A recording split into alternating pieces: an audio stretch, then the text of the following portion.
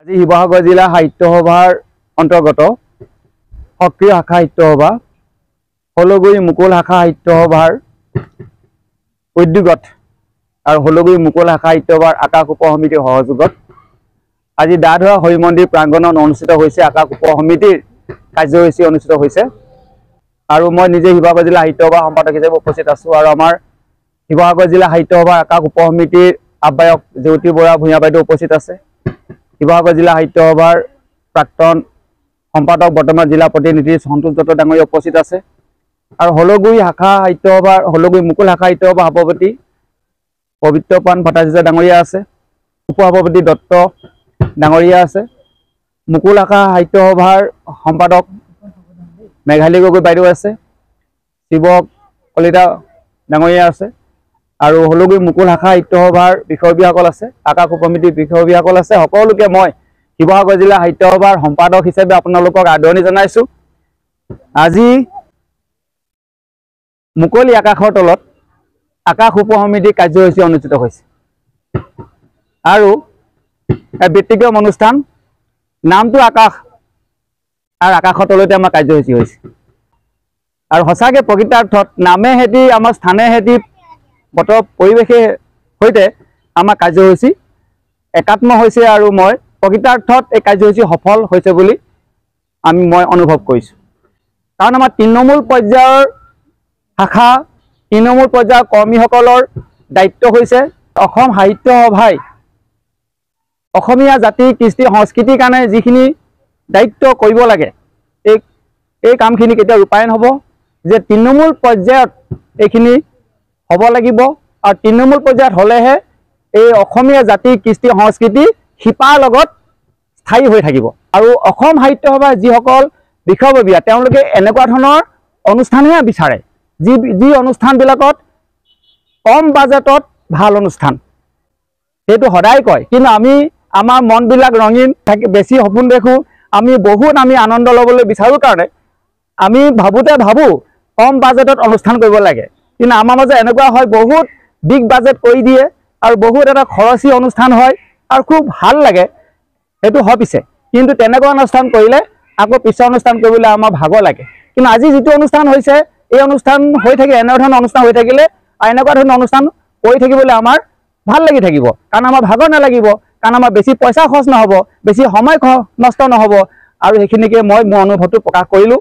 আজি আকাশ হলগুৰি মুকুল শাখা সাহিত্য সভাই আকাশৰ অনুষ্ঠান কৰিছে, হলগুৰি মুকুল শাখা সাহিত্য সভাই কুঁহি অনুষ্ঠান কৰিছে।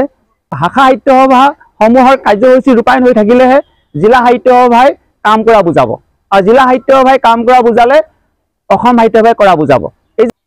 ইতিমধ্যে আমাৰ অসম সাহিত্য সভাৰ বিভিন্ন নিৰ্দেশাৱলী বিভিন্ন কাৰ্যসূচী শিৱসাগৰ জিলা সাহিত্য সভাই ৰূপায়ণ কৰিছোঁ আৰু আমি অহা 10 অক্টোবৰত আমি কেন্দ্ৰীয়ভাৱে উদযাপন কৰা হ'ব অসম সাহিত্য সভাই আকাশ অনুষ্ঠান যোৰহাটত হ'ব। শিৱসাগৰ জিলাই খুব কম দিনৰ ভিতৰতে আমি শাখা সাহিত্য সভাৰ সভাপতি সম্পাদকসকলক লৈ এখন সভা আহ্বান কৰিম। সেই সভাখনত প্ৰতিটো শাখাৰ সভাপতি সম্পাদক থাকিব আৰু প্ৰতিটো শাখাৰ আকাশৰ দায়িত্বত থকা মহিলাগৰাকী থাকিব। আকাশৰ অনুষ্ঠানটো আমি শিৱসাগৰ জিলা হিচাপে কিদৰে আমি যোৰহাটত অংশগ্ৰহণ কৰিম এই বিষয়ববীয়াজনে জানিব লাগিব। এই সম্পৰ্কে আমি কিছুদিনৰ পিছতে শিৱসাগৰ জিলা সাহিত্য সভাৰ আহ্বান কৰিম, প্ৰতিটো শাখা সাহিত্য সভাৰ সম্পাদকসকলক লৈ আমি কথাখিনি জনাম আৰু ঠিক সেইদৰে আমি কুঁহি এটা আমি কেন্দ্ৰীয় অনুষ্ঠান কৰিম 23 নৱেম্বৰত। কেনেকৈ আগবাঢ়িম এই কথা বতৰাবিলাকো সেই সভাতে হ'ব, যিখন সভা কিছুদিনৰ পিছতে আমি শাখা সাহিত্য সভাৰ সম্পাদকসকলক লৈ আলোচনা মিলিত হ'ম জিলা সাহিত্য সভাৰ আমাৰ বিষয়ববীয়াসকলে।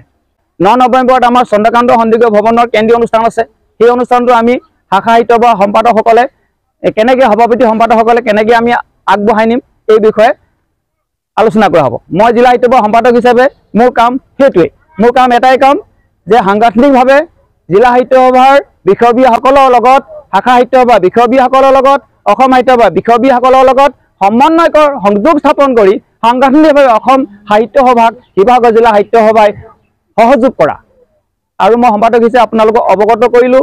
যিখন সভাত আপোনালোকক নিমন্ত্ৰণ জনাম কুঁহি উপ সমিতিৰ এই হলগুৰি মুকুল শাখা সাহিত্যসভাৰ কহি উপ সমিতিৰ বিষয়বিয়াজন থাকিব লাগিব আৰু হলগুৰি মুকুল শাখা সাহিত্যসভাৰ আকাশ উপ সমিতিৰ বিষয়বিয়াজন থাকিব লাগিব আৰু হলগুৰি মুকুল শাখা সাহিত্যসভাৰ সভাপতি সম্পাদকজন থাকিব লাগিব আৰু তেনেকৈ হলগুৰি মুকুল শাখা সাহিত্যসভাৰ দৰে শিৱসাগৰ জিলা সাহিত্যসভাৰ অন্তৰ্গত ৩৭টা শাখা আৰু নৱগঠিত কেইবাটাও সভাৰ সভাপতি সম্পাদক মুখ্য কৰি এনেদৰে তাত সেই সভাখনত থাকিব লাগিব। খুব দেৰিয়ে হৈছে, সোনকালে আমি অনুষ্ঠিত কৰিম।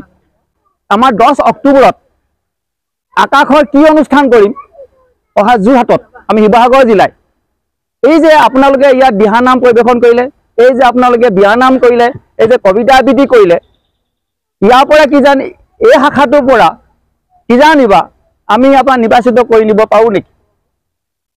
ঠিক সেইদৰে আমাৰ বিভিন্ন জিলাৰ শাখা জিলা অন্তৰ্গত শাখা সাহিত্যসভাৰ সম্পাদকসকলৰ পৰা আমি তথ্য বিচাৰিম, তেওঁলোকৰ নামৰ তালিকা বিচাৰিম।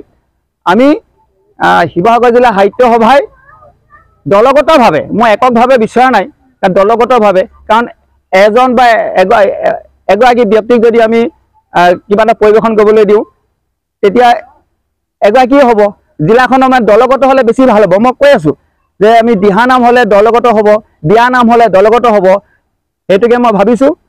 আৰু এই কথাখিনি মই সাহিত্য সভাৰ সম্পাদক হিচাপে কৈছোঁ। আৰু আমাৰ পিছৰ কথাখিনি আমাৰ জিলা সাহিত্য সভাৰ প্ৰাক্তন সম্পাদক চন্দ্ৰজ্যোতি ডাঙৰীয়া আছে, আমাৰ পবিত্ৰপ্ৰাণ ভট্টাচাৰ্য নিজে সভাপতি, দুইজনে ক'ব। আৰু হলগুৰি মুকুল শাখা সাহিত্য সভাই এনেধৰণৰ কাৰ্যসূচী কৰি নিজৰ দায়িত্ব পালন কৰি আছে। তাৰ কাৰণে মই হলগুৰি মুকুল শাখা সাহিত্য সভাৰ সভাপতি সম্পাদক বিষয়বিয়াসকলক ধন্যবাদ জ্ঞাপন কৰিছোঁ। কিছুদিন আগতে এটা গ্ৰীষ্মকালীন বন্ধত কুঁহিৰ উপলক্ষত কুঁহি অনুষ্ঠান কৰিছিল, আজি আকাশ অনুষ্ঠান কৰিছে। আৰু আমি সাংগঠনিকভাৱে এই সংগঠনটো কৰ্মীসকলক সন্মান দিবৰ কাৰণে, সংগঠনটো কৰ্মীসকলক উৎসাহিত কৰিবৰ কাৰণে, তেওঁলোকক সামাজিকভাৱে স্বীকৃতি দিবৰ কাৰণে এই অধিৱেশনবিলাকত সন্মানিত কৰা হয়। সেইটো এটা আমাৰ দায়িত্ব থাকে। সাহিত্য সভাৰ জিলা সাহিত্য সভাৰ সভাপতি সম্পাদক উপসভাপতি আৰু কাৰ্যকৰ্তাসকলে দায়িত্ব থাকে যে শাখা সভাবিলাকৰ কোনকেইটা শাখাই ভালকৈ সাংগঠনিকভাৱে কাম কৰিছে তেওঁলোকক সন্মানিত দিব পৰা এটা আমাৰ দায়িত্ব থাকে। মধ্যকালীন অধিৱেশনত এই উপযুক্ত সন্মান দিয়া হ'ব। যিদৰে আমাৰ অসম সাহিত্য সভাই জিলাবিলাকৰ প্ৰতি দায়িত্ব আছে, ঠিক শাখা হলগুৰি মুকুল বিষয়বিয়াসকলৰ প্ৰতি দায়িত্ব আছে। সাংগঠনিক কথা বতৰাখিনিয়ে মই কৈছোঁ আৰু সাংগঠনিক কথা বতৰাখিনি মই ক'ব বিচাৰিম। অনাগত দিনত শিৱসাগৰ জিলা সাহিত্য সভাৰ সমূহ কাৰ্যসূচীত আপোনালোকে বাতৰি কাকতৰ যোগেদি, আপোনালোকৰ সভা সমিতিৰ যোগেদি 9 নৱেম্বৰত অনুষ্ঠিত হ'বলগীয়া চন্দ্ৰকান্ত সন্দিকৈ ভৱনৰ শতবাৰ্ষিক অনুষ্ঠানত, 10 অক্টোবৰত হ'বলগীয়া যোৰহাটত হ'বলগীয়া আকাশ অনুষ্ঠানৰ কেন্দ্ৰীয় কাৰ্যসূচীত আৰু 23 নৱেম্বৰত হ'বলগীয়া কুঁহিৰ কেন্দ্ৰীয় অনুষ্ঠান, এনেধৰণৰ কাৰ্যসূচীত আপোনালোকৰ সহযোগিতা বিচাৰিলোঁ আৰু আপোনালোকৰ সহযোগিতা কামনা কৰি মোৰ চমু বক্তব্য সামৰণি মাৰিছোঁ। ধন্যবাদ। চিৰ চেনেহী মোৰ ভাষা জননী।